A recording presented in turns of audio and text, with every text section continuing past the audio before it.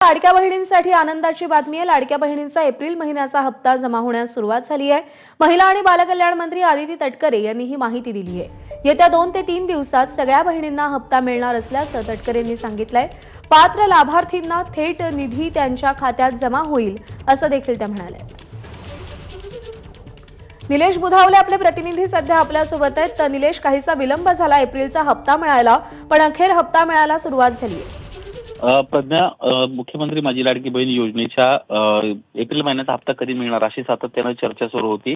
मात्र हे आर्थिक नवीन वर्ष सुरू होत असल्यामुळे कुठेतरी तांत्रिकदृष्ट्या वेळ झाला अशा पद्धतीची माहिती महिला आणि बालकल्याण खात्याच्या वतीनं देण्यात आली होती आणि त्यानुसार आता शुक्रवारपासून या लाडक्या बहिणींना रक्कम अदा करण्यासाठी सुरुवात झाल्याचं आपल्याला पाहायला मिळते।